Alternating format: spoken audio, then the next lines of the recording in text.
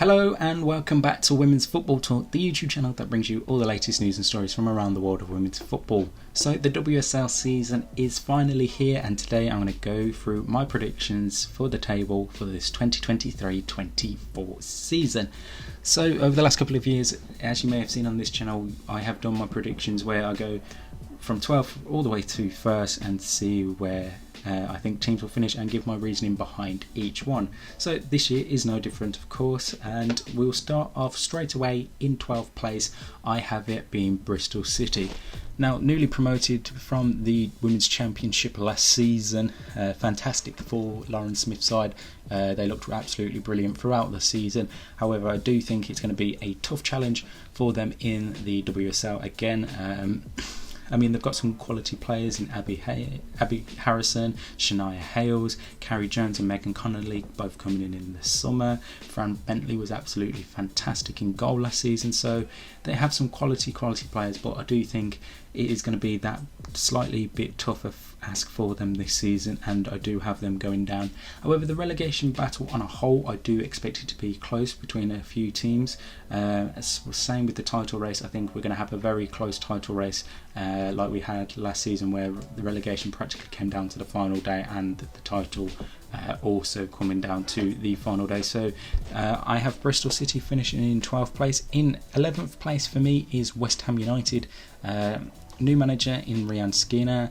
Not many signings coming in. Emma Harries, Rico Ueki, Jessie Stapleton being the names that have come through the door at West Ham. However, big losses in Kate Longhurst, who was captain of the club for the past 5 years, Lucy Parker, Grace Fisk also leaving the club, and then with Dagny Brunjes-Dottir being on maternity leave this season, it is a big loss for the Hammers, and for me, I really see them struggling this season compared to the rest of the teams. I mean, you look at how everyone else has strengthened in and around the league, those sides that were below them last season. I do see West Ham being the side down there fighting for relegation. Another team for me I see struggling is Everton. Defensively, they look quite thin at the back now, losing Gabby George to Manchester United on deadline day, and then other departures. You see Ricky Severker leave the club, Izzy Christensen retire, Jess Park's loan obviously ending it, and her going back to Manchester City.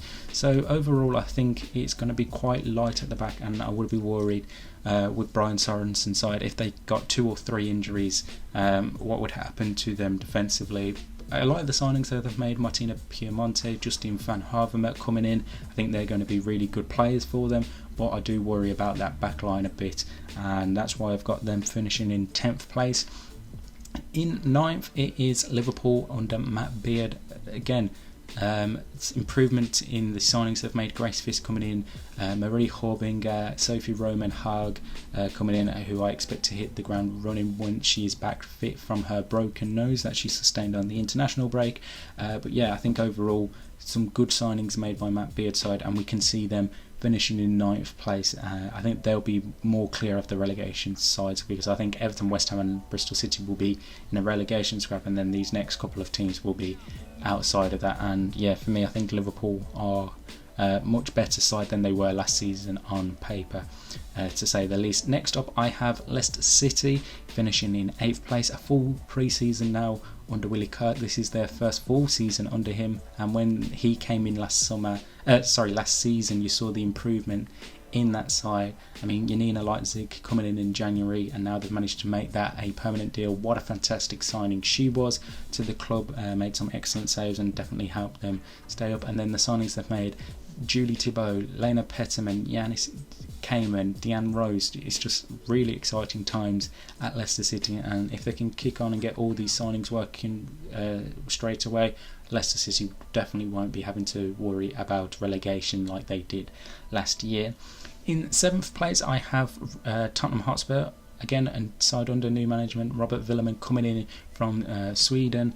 Some signings they've made, obviously Olga Artinen, Martha Thomas, Barbara Votikova in goal. But yeah, I'm expecting to see a much better Spurs side this season than what we saw last year.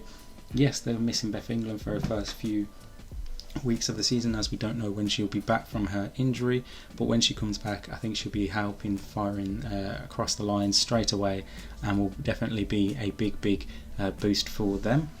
In 6th place I have Brighton and Hove Albion, a team that I think will surprise many this season. New manager in Melissa Phillips, but the signings they've made, Paulina Bremer, Tatiana Pinto, Maria Tharistatir, really excited to see what this Brighton team can do this season, and I think under this new management we'll see them climb massively, and they will be a 6th place team and one that could be on the rise over the next couple of years. Into 5th place I have Aston Villa again, just missing out on a top 4 finish. Obviously 4th place doesn't get you Champions League football, but like the signings they've made, bringing in Daphne van Domselaar, signing Anna Patton and Kirsty Hansen permanently, bringing in Kenza Darley, Lucy Parker, Adriana Leone, just helps out this team massively. You can see the sides that Carla Ward want to go on and continue to improve to be one of the better sides in the WSL, and I think they're going to have a fantastic season.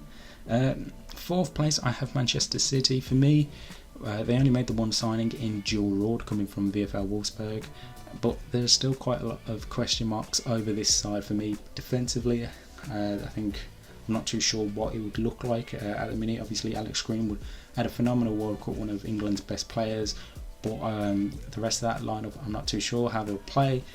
Will Ellie Roebuck be back to her best, or will she continue to make some mistakes like we see last year? And then obviously how heavily reliant are they going to be on Bunny Shaw to score the goals? Obviously you'll expect her to be up there fighting for the golden boot, but can they really be relying on her solely if they want to get back into Champions League football? I don't think so. So that's why I've got them finishing 4th. Now this top 3 race I think is going to be really close between the sides. Again, I think, like I said with the relegation battle, we'll see this come down to the final few weeks. But for me, in 3rd place is Manchester United. I like the signings they've made, bringing in Champions League winners in Melvin Millard and JC Ferreira. They've brought in the top goal scorer from the World Cup in Hinata Miyazawa. Fantastic signings from Mark Skinner's side, but for me it's the defensive stuff is a little bit of a worry. We'd expect a back 4 of Hannah Blundell, Millie Turner, Jade Riviera and Maya Letizier throughout the season, interchanging with Gemma Evans, Evie Rabjohn, Aoife Mannion when she's back fit, but I think 1 or 2 injuries to that backline could cause a bit of problems for Mark Skinner's side. However, I do think they will be really up there fighting throughout this season, and I've got them just finishing in 3rd place. In 2nd place, and for me it is now the end of Chelsea's dominance in the WSL, because I have them finishing in 2nd place. I think they're going to be absolutely fantastic, and it wouldn't surprise me if they do end up winning the title. I'm not saying that's out of the realms of possibility, but I think they are just going to come away this season and finish in 2nd place. Signings have made absolutely brilliant. Katarina Macario, Mia Fishout, Shirkan Nushkin, Ashley Lawrence coming in as well. Really good signings that Emma Hayes' side has made, and it wouldn't surprise me if they are straight up there in the title challenge throughout the season and potential winners, but I think they will just miss out. And for me, the winners of the title this season are going to be Arsenal. I like the business that they've done, bringing in Leia Cadena, Amanda Ilster, Alessia Russo, Kyra Cooney-Cross. Fantastic recruitment by Jonas side. They've also got Beth Mead and Vivian Miedema to come back from injuries this side of 2023, you would imagine. And then in the new year, Leah Williamson and potentially Laura Wienreuter to come back into 2024 is going to be a big boost for Arsenal. And what also helps them compared to Chelsea is they don't have Champions League football, so they don't have that added pressure of trying to go all the way in that competition. They've just got the league and the Conti Cup and FA Cup to focus on. So I've got Arsenal winning the league in that sense. So they are my 12 predictions. Let me know in the comments section below who you have finishing in whether you agree or disagree with me. And make sure you're following us on Twitter and on Instagram for all the latest news and stories from around the world of women's football. In the meantime, we'll see you soon.